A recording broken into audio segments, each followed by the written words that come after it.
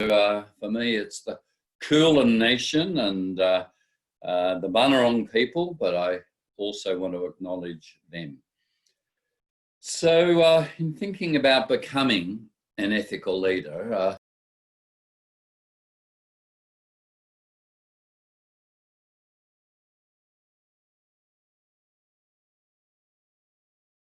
the secret to success in business is honesty and fair dealing. And if you can fake that, you've really got it made. So Groucho's joke is interesting because it certainly appeals to what we would say are ethical universals, ethical norms that really are fundamental for our society to hold together. Can a society actually hold together without a shared moral code? And honesty and fair dealing are part of that. Of course, Groucho then has the sting in his humour by saying businesses know they have to fake it, even if they're taking shortcuts, even if they're not fair in their dealing and they're not honest. There is still an ethical norm that hovers over them, and therefore the best ones fake it and maybe get away with it. So let me talk firstly a little bit about ethics or morals, and then talk about leadership, becoming an ethical leadership. We are far better at defining the lack or absence or contravention of ethics than often we are at defining what ethics is. What is the consensus about what is good and what is bad? When we look around the world, we see very quickly and easily the destructive effects that follow when ethics drop out of people's thinking. We see it in business. We had a royal commission into the banks, and Mr. Justice Haynes, the commissioner, really just said a simple thing. He really just said to the banks and financial institutions, just do the right thing. Don't charge dead people. Don't have fees for when you don't give a service, fees for no services. Just do the right thing. Now, there are other regulatory recommendations, but I was quite struck that banks and lots of financial institutions that would have had very fine ethical codes and a lot of executives that would have done in-house training around ethics needed to be told by a Royal Commissioner, just do the right thing. What is going on? Of course, we see the lack of ethics and the destructive effects often in government, in claims made, but not walking the talk. We see it in sport. Today I'm in the Herald Sun in Melbourne. That's our biggest selling paper. And I'm on the right page. I'm on the back page, which is where every Melburnian starts reading the Herald Sun. It's the sporting pages. But I'm there saying the AFL's sponsorship deal with BetEasy, its sport betting company, is now seeing AFL players targeted with death threats. 3 or 4 of them have come out and said, because I missed a goal, which must have been in the multi-bet of aggrieved punters, I now am getting death threats. Some of them have referred them to the police. And I just reflect on how we called on the AFL not to have a sports sponsorship deal. We pointed out the FA, Football Association, that runs the FA Cup in the UK, 3 years ago, broke its sponsorship deal with the Ladbrokes, saying we're not going to hand the sport over. And I said today on the back page of the Herald, you know, there's not a 10 or 12-year-old that doesn't associate AFL football or NRL league rugby or cricket for that matter without odds, jingles, and adult product betting. And 12-year-olds know the jingles, they know the odds, they know the logos.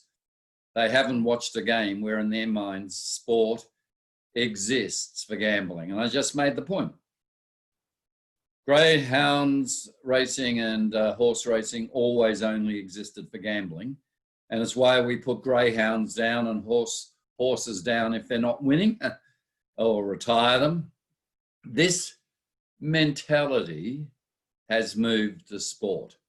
Death threats to put down, if you like, AFL players, because punters are watching a different game. They're not watching to see if their team wins. They're watching to see who kicks the first goal and they win a bet. They're literally watching a different game. The ethics of enriching what are foreign sports betting companies overtaking the very nature of the game and grooming kids with their heroes.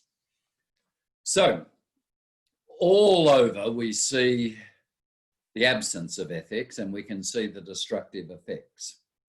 We know the destructive effects of moral hazard, particularly coming out of the global financial crisis. Moral hazard, very simply, is when in a contract where there's risk involved, one party, if the contract fails, if the risk overwhelms them, isn't going to pay the costs of taking a risk. They will be bailed out. That's what happened with governments bailing out big banks in the global financial crisis. So we're pretty clear about the mess that we see, and we could talk about environment, we could talk about so many issues. But are we as clear in defining what ethics and morals are? The truth is, to define ethics and morals is actually quite contested and at times difficult. Ethics, by the way, just comes from the Greek word ethos. Ethics are what is the prevailing ethos where people agree on what is good and what is bad. Morals comes from the Old English word mores. The mores, or the customs, what people agree is good and bad, becomes the morals. So is it easy to name what is good and bad? We often think it's intuitive and we can judge right. But let me make just a few comments about this. Sometimes, for starters, our ethical radar isn't always active. We don't always recognise an ethical problem or a dilemma when it's in front of us. I think the AFL would say they didn't see anything wrong with a sports betting sponsorship, which is 10 million, where the AFL gets with every bet cast some dollars. I don't think they even framed that as an ethical issue. It would have just been, oh, people like to gamble and let's give them their liberty and we'll pocket some money. So sometimes our radar isn't active. Second, though we all want to do good, we're not sure what good is. What is fairness? What is justice? We often assume we do, but it takes some real ethical reflection. So some of you might have read or heard of Amartya Sen. He has a very thick book called The Idea of Justice. And in that book, he gives the illustration of three children arguing over who will have a flute. And the three kids are fighting over this flute. And the first child says, I should have the flute because I'm the poorest child. I have no other toys. If I had the flute, I'd at least have one toy. It would be my only toy. The other two kids agree that child is the poorest child and has no other toys. So there's an ethical claim of fairness. The second child says, I should have the flute because I'm the only child that can play the flute.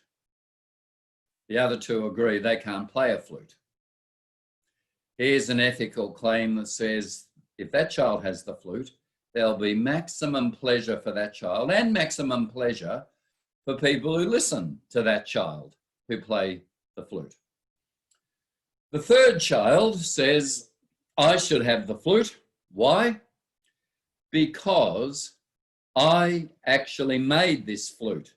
And when I finished making it, these other two turned up and they claimed as theirs what I made. Now, there's a very strong ethical claim. The right to life, liberty, and property. Here's a property claim. I made it. I'm the creative one behind it. Therefore, I should have it. Now, if we had you all on live, I can't see you. I'd ask for a show of hands. Who thinks the poorest child should get the flute? Who thinks the one who can play the flute should get it? Who thinks the one who made it should get it? Whenever I ask that question, audiences are split, but the majority think it should be the child that made the flute. What we're illustrating, and Amartya Sen's illustrating, is that the very notion of fairness and justice is complex. There are ends-based thinking. This is called utilitarianism, focusing on consequences, applying a cost-benefit analysis. Well, in that utilitarian way, the child who can play the flute, if you're a utilitarian ethicist, should get the flute because there's maximum happiness to that child and the consequence of maximum happiness for those who listen. There's care-based thinking. We think of it as like the golden rule: put yourself in the position of others, act as if you were the recipient rather than the doer of the course of action. There we would go with care-based thinking. Well, the poor child, what would it be like to have absolutely no toys? And that's an ethical call. Of course, there is rule-based thinking. There are categorical imperatives. We think of Immanuel Kant. And you have definite principles. And the definite principle would be the person who makes it, even if they can't play the flute, even if they've got millions of toys and could easily share this one flute with a kid with no toy. The rule is they made it. It's theirs, their property. But I think you start to see that often the fights we have about ethics and morals aren't that one position is immoral versus the moral position, but there are different strands of ethics. So ethical leadership really requires some clarity around the different threads and strands of leadership. I've just been reading a book that I'd recommend to you. I'll hold it up so you can see it. It's called Morality: Restoring the Common Good in Divided Times. It's by Rabbi Jonathan Sacks. Jonathan Sacks is an Orthodox rabbi in London, the chief rabbi. And what Sacks is really doing in this book is saying the great achievement in ethics was to take the individual seriously. If every individual is not precious, then life becomes expendable. And you can look at race and caste and other systems of ethics where girls are liabilities to fathers and mothers and can be sold off when they're young, maybe to a man 30 years older who has 3 or 4 kids because the parents can get a goat for that girl. The shift to know every individual life is precious is very important. But then Sachs is saying maybe we've shifted too far. And in this book, Morality, he's saying, just as we have for a free society the economy, which is about the creation and distribution of wealth, just as we have the state, which is about legitimization and distribution of power, the third pillar for a free society is a moral system. The moral system and the moral voice of society is when we say we rather than I. The common good that limits our pursuits of private gain. It's the voice that says no to the individual me for the sake of the collective us. Some call it conscience. His point about this is quite interesting. He says, when it comes to economics, you can pay people to do something. When it comes to politics, you can force them, use coercion to do something. With morality, it is persuading them to do something because of a framework of virtues and values, rules and responsibilities, codes and customs. What is morality when it's a we? Friedrich Hayek, a great philosopher, put it well. He said, well, why do we get on with one another in society? Because most of the time, members of our society conform to unconscious patterns of conduct. Without these habits of the heart and deed, there would be severe limits on what we do together. Freedom, he says, has never worked without deeply ingrained moral beliefs. And coercion can be reduced to a minimum only where individuals can be expected, as a rule, to conform voluntarily to certain principles, to a moral consensus. Think about COVID-19. There are sovereign individuals saying, I'm not going to wear a mask here in Victoria. There was a woman who marched into Bunnings. She's known as a Karen and filmed. The very polite employees at Bunnings who asked her to put on a mask saying, it's a breach of the Human Rights Charter 1948. I am a living woman. I am asserting my individual rights. Now, there has been a long struggle to emphasize the preciousness of the individual, and we shouldn't ever underestimate that. Thomas Hobbes, in his book Leviathan, said we will hand over all power to the state, which has absolute power in return for defending and protecting us. And the only inalienable right we have is the right to life. We can't resist the state in anything, even if it takes our property, unless it tries to take our life. Thomas Hobbes. John Locke, 1688, time of the Glorious Revolution, extended it from life to liberty and property. Thomas Hill Green, a father of social liberalism, said, actually, the state also has duties toward us in education, in health. We have seen a gradual extension of what ethical rights we have. Of course, utilitarians, Jeremy Bentham, the father of utilitarianism, said, rights are nonsense on stilts. You don't have any rights. You look at consequences and do a calculation for the greater good. The girl who can play the flute actually does greater good, utilitarian majority consequences.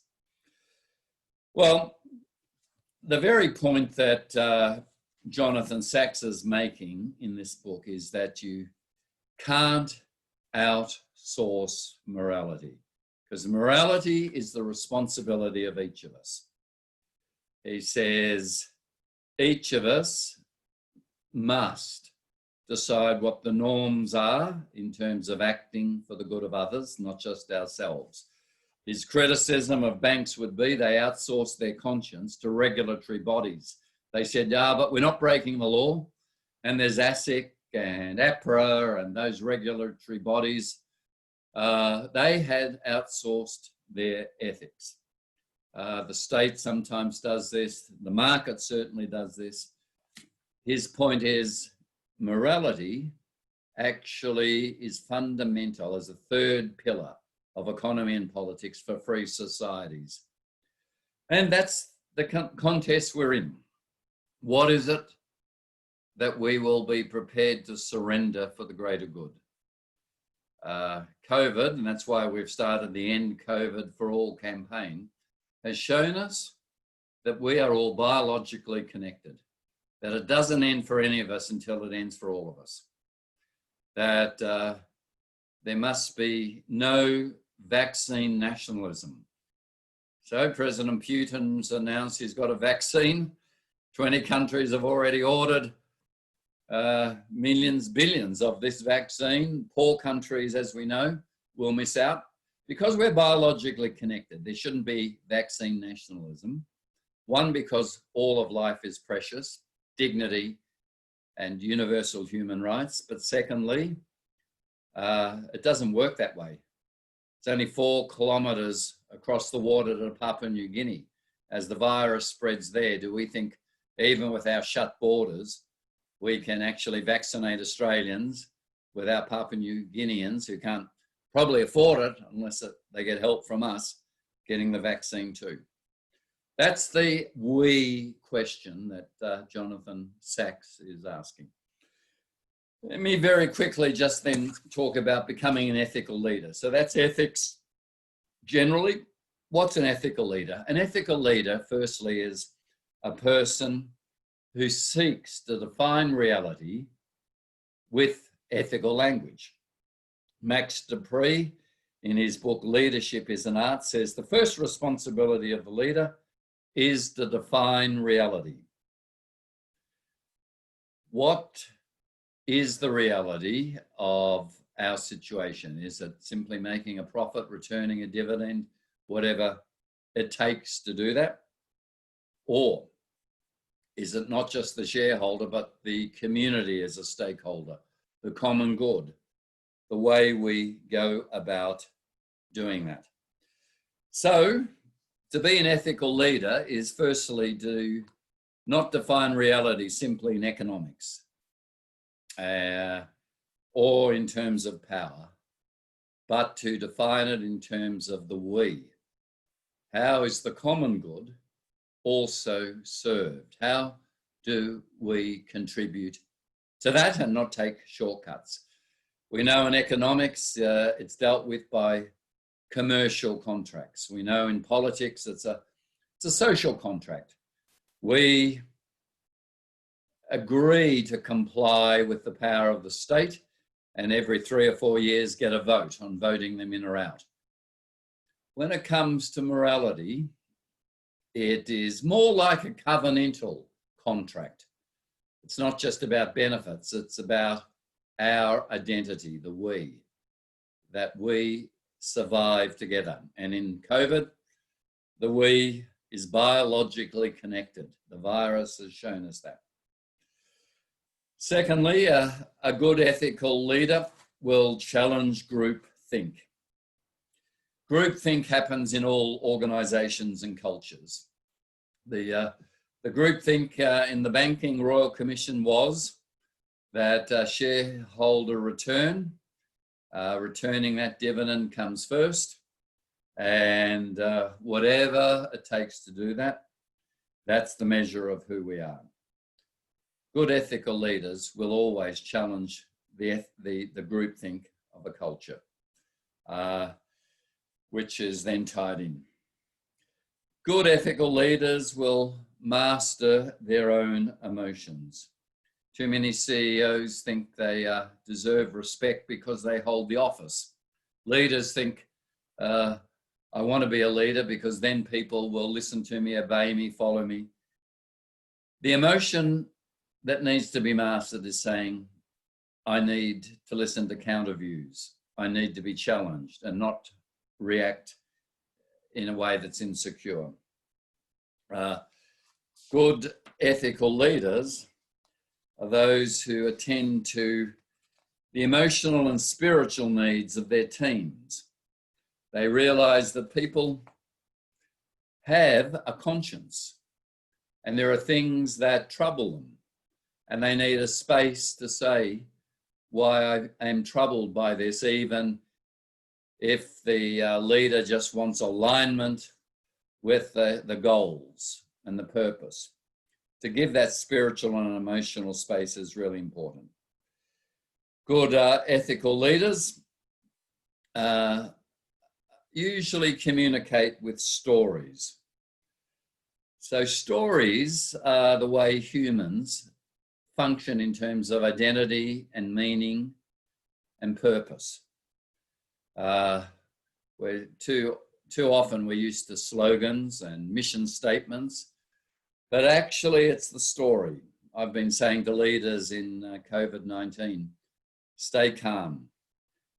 Begin your story and tell a story of remember when we faced this situation and what we decided was important and how we had to come through to give hope that this actually will pass, that we can get through this. So ethical leaders are those really who take seriously the fact that the conscience that talks about not just I and what I want, or not just what this organization wants, but something bigger, is given space, is actually allowed to be heard, and given space to actually tease out that the question of what's fair, just, what's right or wrong isn't always as simple as we think it is, as our first response. So let me finish by saying a good ethical leader is not one that says, if you all shut up long enough and listen to me, you will know the truth of what's right and wrong. But someone who actually puts out their values, tests them, gives space for others to come back, sees that there are strands and complexities in agreeing on what is good and what we should do, and that process is fundamental to what it means to be human, to have that moral code that defines us. So I've been talking for nearly 30 minutes, so I'm going to stop there and hand back to you guys.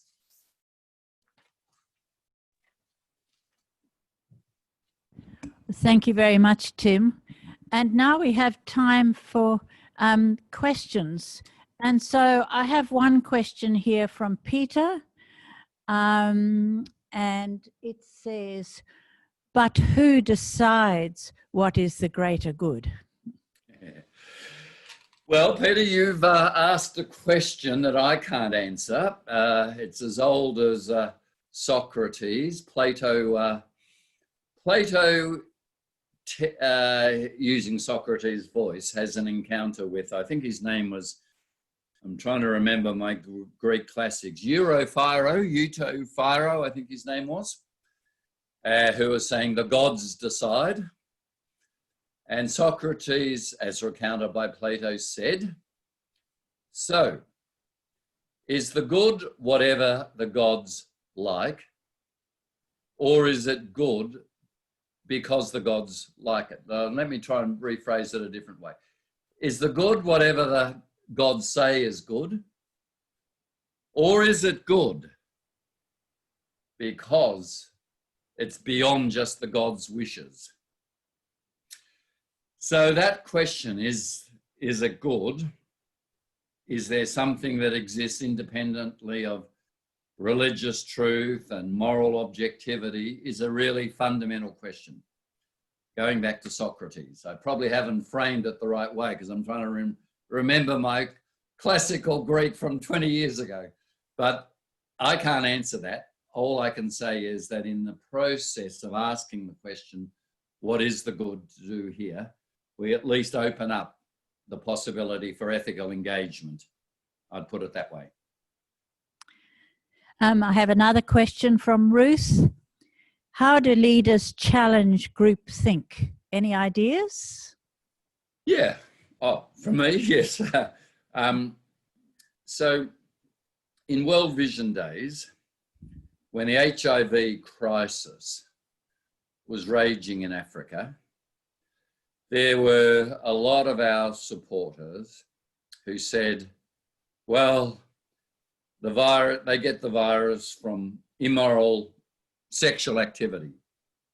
And we had marketers saying, do not talk about HIV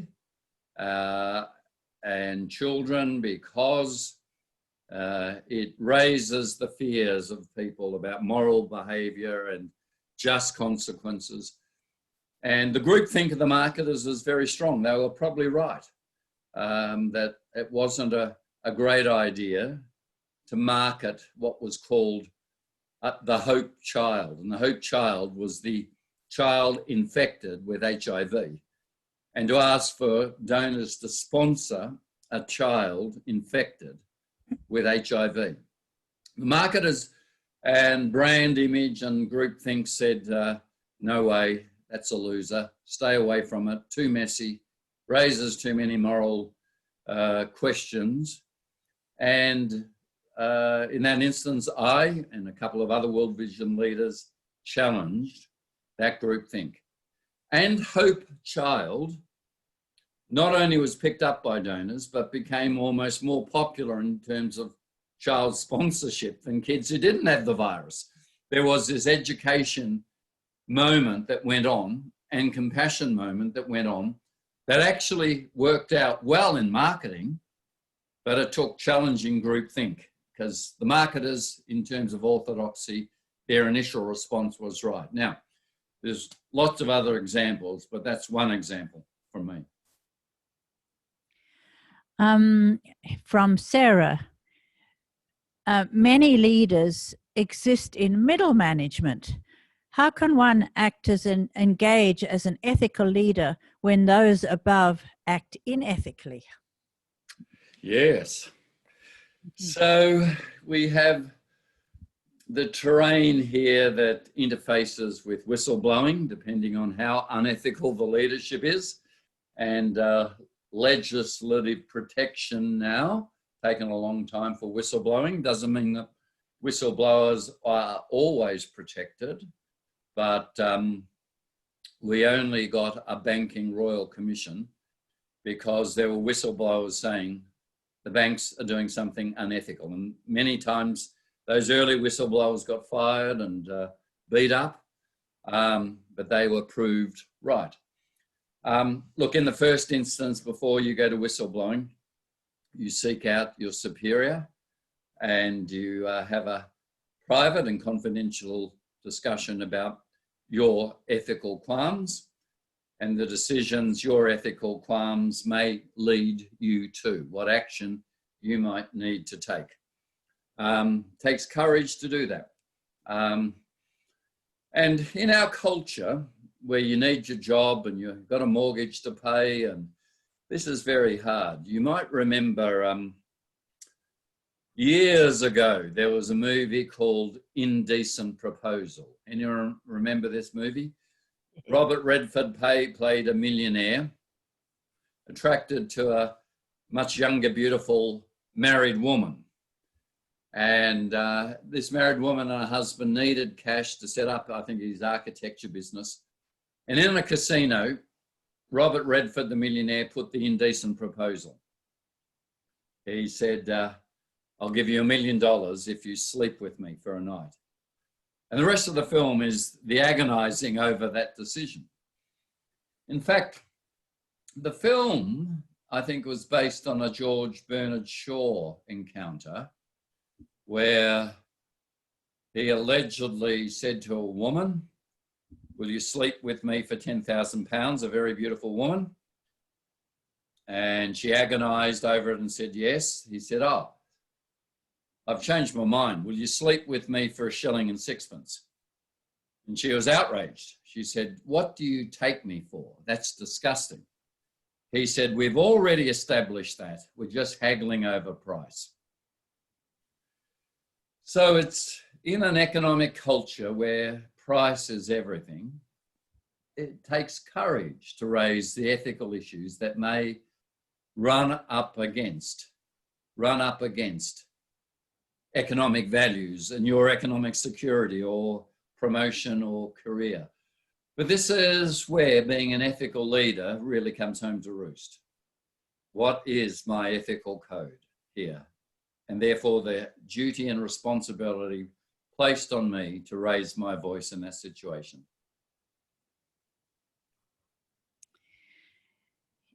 Here is another one from Emily. Any examples of strategies to attend to a team's emotional and spiritual needs in order to stay on track with the organization's goals? Yeah, so the organization's goals are the purpose, and the primary job of our leader is to align the organization with the purpose and to keep reminding people of what that purpose is.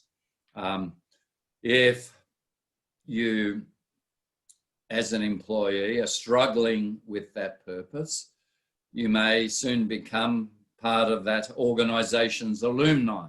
There may not be a future for you there.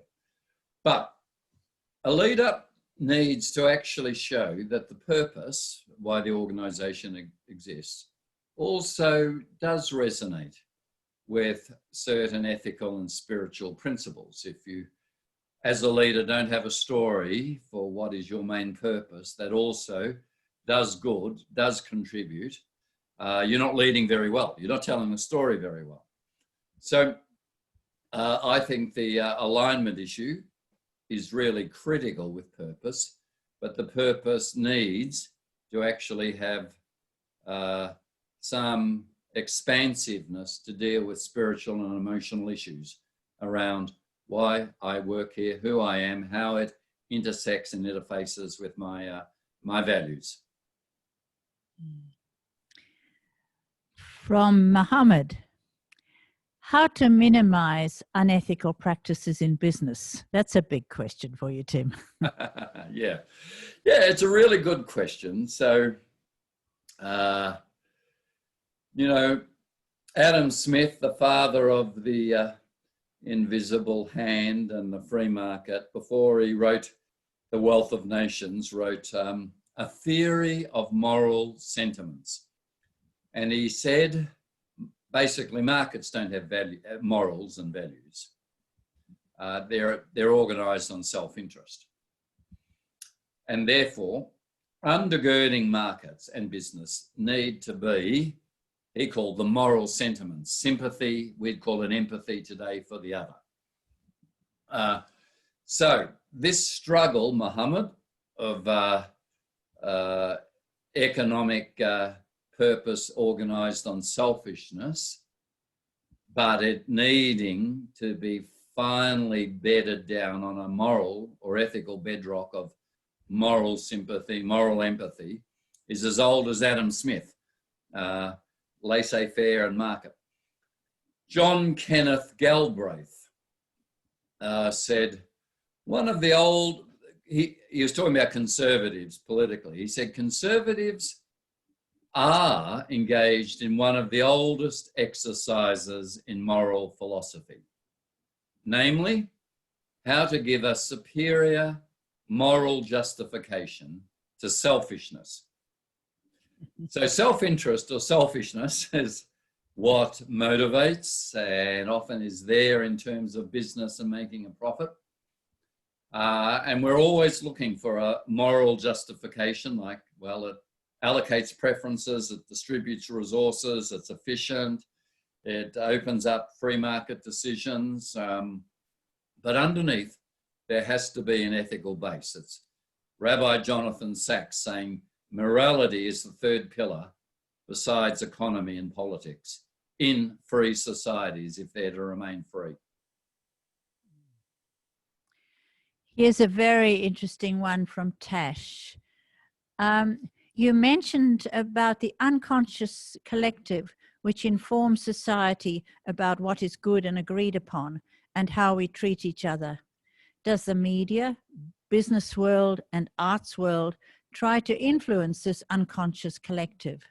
How can an ethical leader seek to understand and work within these factors? Oh, it's from Yes. Nick, not from Tash. From Nick. Yeah, no, that's a great question. Yes, societies hold together because families, communities, voluntary associations, churches educate our young into unconscious patterns of norms. Think of others. Think what that would feel like if that was you. Share, be charitable, help someone. Don't just walk on by. Where do these come from? Well, certainly artists and maybe the media pick that up. You know, the media, even when it's going after someone, will have behind it ethical norms. You know, they're greedy, they cheated, they took a shortcut, they lied, they let us down, all the time while the media is doing the same thing itself very often. But that set of frameworks, unconscious frameworks or norms, are certainly there. It's interesting, just going back to Muhammad's question about business. You know, I often hear business say, to be ethical is good business, and you'll get more profits being ethical. I've often wondered about that. The one thing business is really good at is smelling where there is a profit. If it was so obvious that being ethical leads to profits, I think every business would be ethical. But it doesn't actually work that way. It doesn't actually work that way. Businesses are taking shortcuts and, you know, where they can, moving toward cartels or oligarchies or reaching rules about not locking out other competitors. In other words, not acting ethically. So I think those unconscious values that we are shaped into, wherever they come from, we can say their religion or philosophy or families and communities, their culture, that are fundamentally important, and media and arts are certainly part of shaping that. Another one from Ruth. Many people need empathy and compassion at the moment. What's your thoughts on how leaders can show empathy in an authentic way? Look, I think it would have been far better if ScoMo had followed Jacinda Ardern, where in New Zealand, their politicians took a pay cut. It's only symbolic, but to actually say we are sharing the pain, I think that would have been a good, empathetic, compassionate gesture in times where so many businesses have gone broke and so many people are out of work. I think the challenge has always been in COVID-19, are we all in this together? If it didn't include international students stuck here and people on TPVs and artists and others who only were ever in the gig economy, they never had a contract. That question of morality, we are all in this together, isn't being demonstrated. And I think that, along with our politicians at least showing that they were prepared to take a pay cut, would have been an important gesture there. Tim, from me, you've talked about mores, or what the people think, and you've talked about people having deeply ingrained moral beliefs.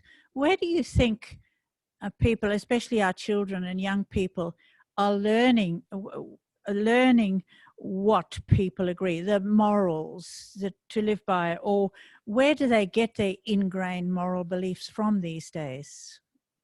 Well, that's a really powerful question in terms of what's scripting us and shaping us. Look, years ago, psychologist Ronald Conway, Australian psychologist, said, children are most influenced and get their values from their parents.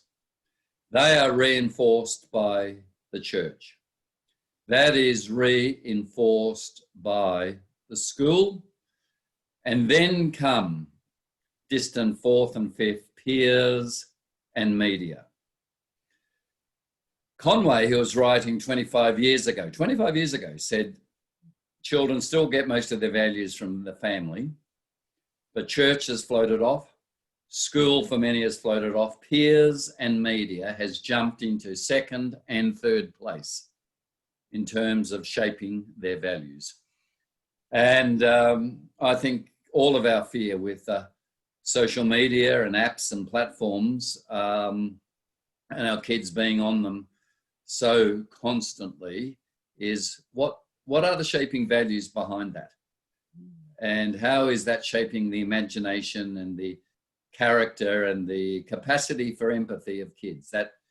That social media and the influence of peers, and we know bullying on social media and fatness and body image and pornography even is actually reaching our kids at a much younger age. It is a really worrying thing about what is shaping those values.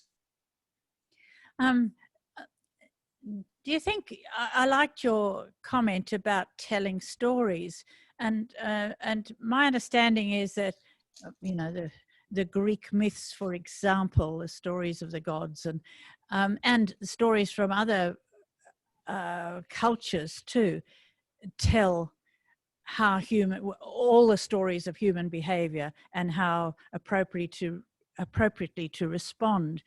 Do you think we should, in our education, bring back that sort of storytelling? If the churches have gone, as you said, not completely, but significantly, then how else are we going to do it? Yeah. Should we do in schools? Look, the churches at their best taught kids in Sunday school the story of the Good Samaritan, the story of the prodigal son, the stories that actually were archetypal stories for care, for neighborliness, for what actually matters, which is not your wealth and your economic status or postcode, but your character. Stories, even fairy tales, read by a trusted adult to a child, mediated a worldview. Some were scary fairy tales. Think of the Grimm's brothers' scary tales about Red Riding Hood, or kids being put into an oven by a bad, wicked witch.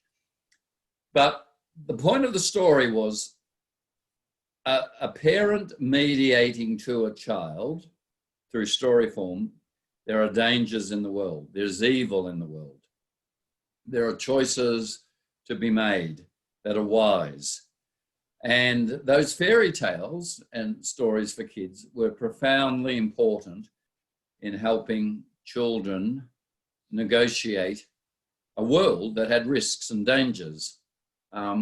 So I think stories with kids, and it's equally true with adults. You know, if you ask me what the dominant story of our culture is, I would say the dominant story is this: the richer I am, the happier I'll be. So universal and plausible, we never, ever really quite stop to question it. Now, there is truth in this story. In my World Vision work, I saw parents, if they couldn't guarantee their child clean water and education, health when their child had a preventable illness, those parents felt a moral failure. Greater wealth to buy clean water, education led to greater happiness for parents. But there's a cutoff line. And sociologists in Australia think it's around about $80,000 a year, beyond which greater wealth not only doesn't lead to greater happiness, it often leads to being more driven, more stressed, more anxious, less time for family, relationships, community, volunteering. Actually, all of us know lots of people who are really wealthy and who are desperately unhappy. My interactions with James Packer when I go to the Crown AGM is proof a little bit about that. Wealth does not buy happiness. Yet the storyline is almost unchallengeable in Australia. The wealthier I am, the happier I'll be. There's another ethical story that I believe that counteracts that storyline. But that's the power of, when I say stories, the power of them in shaping us. I think I should start to wind down a little bit now, but because I have a few little things to say. But for those of you who'd like to stay on a little bit longer afterwards, we can continue the session. But I know that some people do need to leave at 1. So what I'd like to do now is to, before I say thank you to Tim, I'll just mention some upcoming events from the QUT Chaplaincy, and maybe you'll be seeing this on your screens. The next one, 25th of August, Navigating a Chaotic World with Spirituality with Dr. Esben Strodel. And then the following one, Are You OK Week in September, 8th of September, Getting to Calm with Dr. Craig Furneaux and Deborah Ward Mackay. So put these ones into your diary. And there is a feedback form for you too.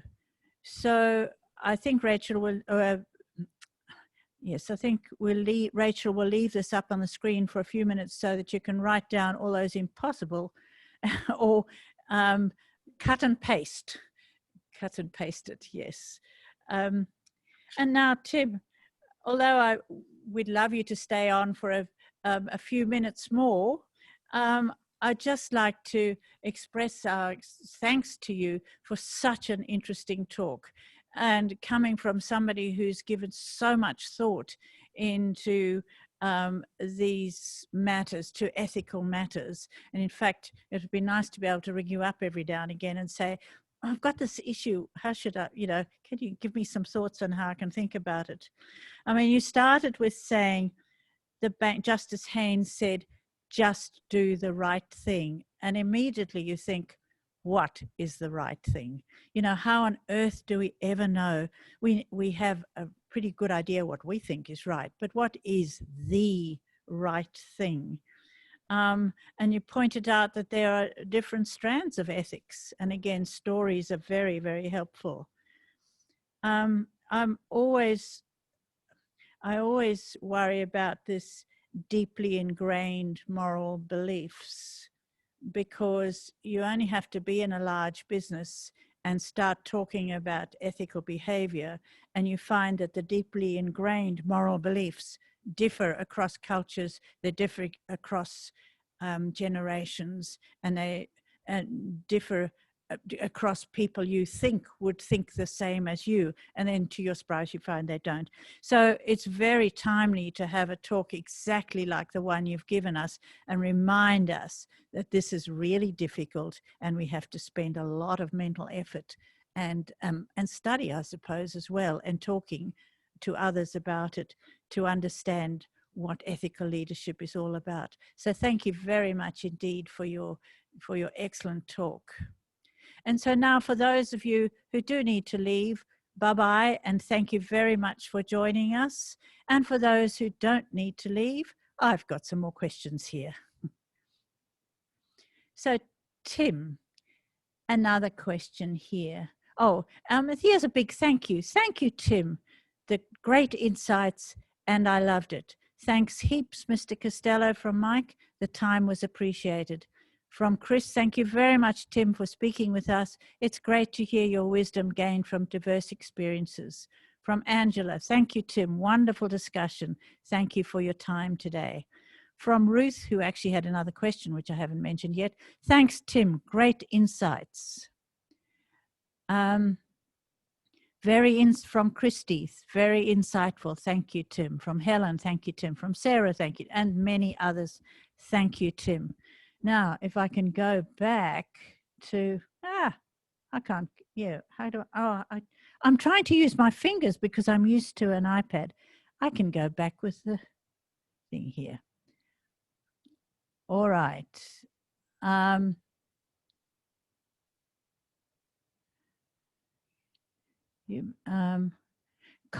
Here we are from Tim. Conflicts of interest is always important, but I feel particularly so now. Doesn't seem to be getting any airplay to me. Your thoughts? I can't hear you, Tim. Hang on, we can't hear you, Tim. There you go. Now, unfortunately, you controlled the mute, so I couldn't unmute myself. Now, can you hear me? Yes, we can. Perfectly well. Yes. Sorry, what was the question again? What was the question again? It was about conflicts of interest. They're important, but don't seem to be getting any airplay. Yeah, no, conflicts of interest are fundamental ethical, both advanced that any board now, if you do the AIDC board governance course to be a director of a board, will spend a lot of its time on conflicts of interest. When boards are set up, they're recruited for people who have wealth or put work in or have, wisdom, but so often their access to inside knowledge sets them up in a conflict of interest. Their ability to influence who might get hired or policy sets up a conflict of interest. So whether in politics or in business or in ethical not-for-profit boards and organisations, being absolutely clear about your conflicts of interest, declaring them, retiring from the discussion to influence a decision because you have a conflict is quite fundamental. We still see a lot of mess going on because people either do not have the ethical intelligence to spot their own conflicts of interest or choose not to, choose to try and play fast and loose. So that's absolutely fundamental. Is from Ruth again, is the public losing trust in the non-profit sector due to unethical fundraising and management practices? Who else to answer but you, Tim? Yeah, so trust is, the trust deficit is the issue of our times. I think that where you have a common moral consensus, it actually breeds trust. That's where you can function as a society without the state needing to use a lot of coercive power and regulatory power. And markets are much more efficient because with trust, contracts are honoured rather than the cost of litigation and clogging up courts. But what we are losing with the loss really of a shared moral consensus, and I think that's what is going on, is a profound loss of trust. And it extends to not-for-profits. In the bushfires, not-for-profits that raised quite a lot of money, some were then criticised for their overheads, for not being speedy enough in distributing it. And those criticisms need to be taken on when people are giving and want to know that their money has got there. Absolutely fundamental to any not-for-profit to say, you can trust us and we will do what we say, and where they don't, you can report them to what's called the ACNC, the Australian National Charities Commission, and they should rightly be investigated.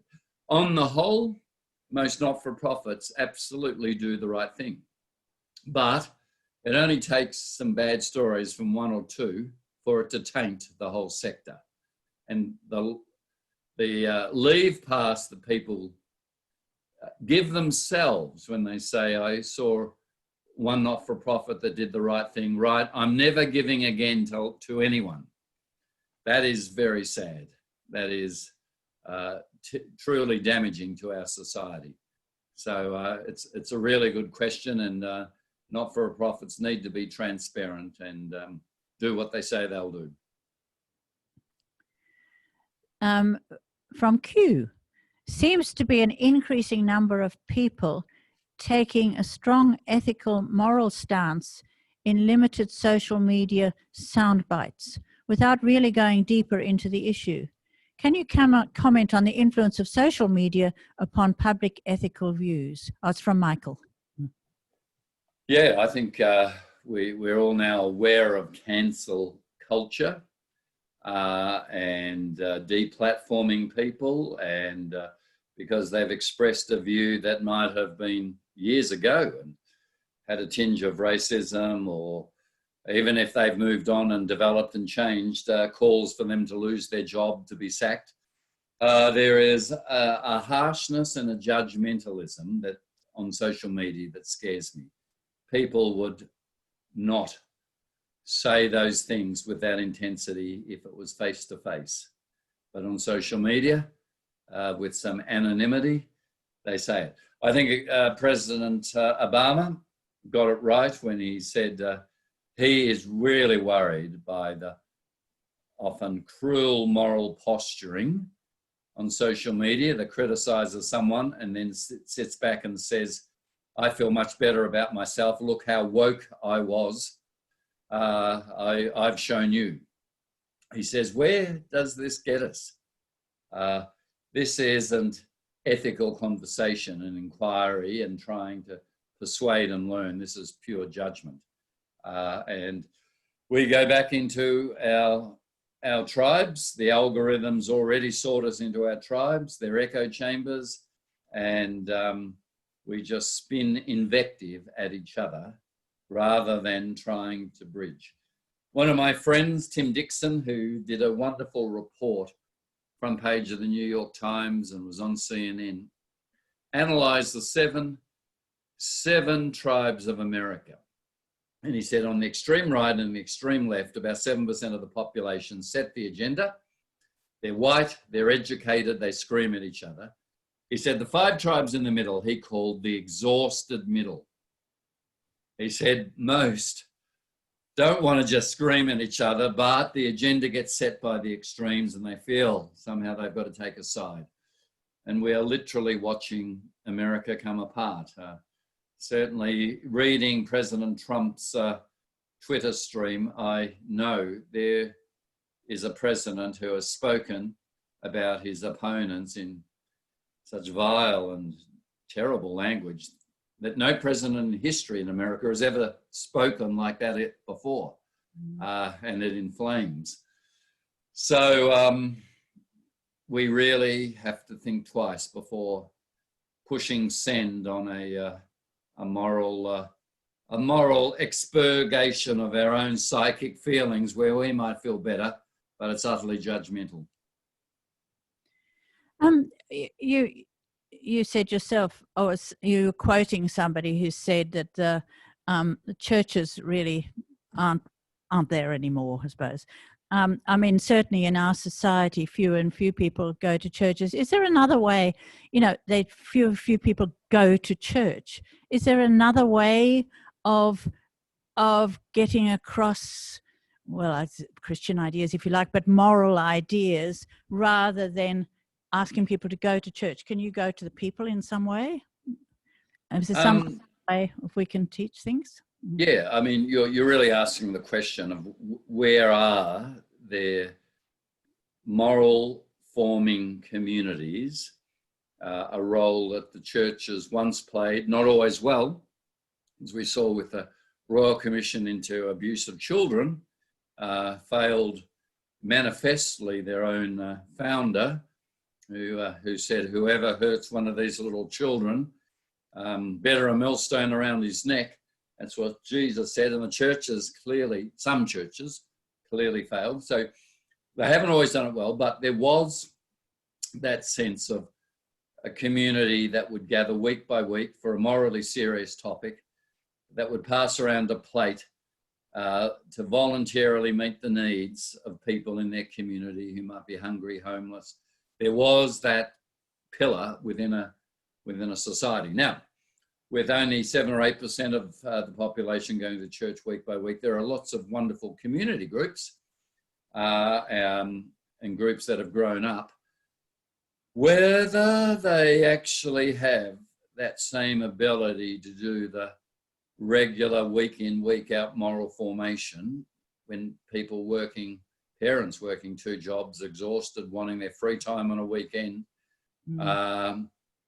whether we actually have been able to fill the vacuum of churches floating off, I think is a big question mark. It worries me because something will fill the vacuum.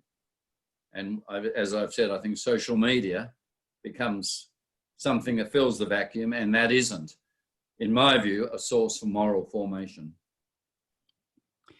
I think we might make this one the last question from Harry. Do you think public figures should be banned from using Twitter? Well, let me tell you my story. I'm on Twitter, but I don't trust myself. So my wife controls my tweets. And that is a really important safeguard. One night, by the way, I was sitting watching Q&A, ABC Q&A with my wife, and I was shouting at the TV. And a few minutes later, what I shouted came up with my name. And I was spooked and thought, oh, is it megadata? Is someone listening to me? And my wife turned to me and said, oh, I thought you would like to tweet that. She was sitting next to me watching the same program. I was shocked. So for me, I think public figures, if they're on Twitter, need a filter. They need to think really carefully. I've decided to have a filter for myself because once it's out there, it's sort of a form of eternal life. Facebook, Twitter, these social platforms. You might have moved on, you might regret it, you might have changed views, but it's there. Someone can go and look it up and hold you accountable. It's pretty scary. Yeah, how do we teach our teenagers that? Well, Tim, I think we'll call it to a close. It's been a fantastic privilege to meet you and to listen to you speak. And I wish we could do this once a week. We might all become better people. So thank you very much. And thank you to all our participants. And don't forget to fill out the feedback form. It really helps Rachel and Fung and the team at QUT. So thanks again. Bye-bye, everybody.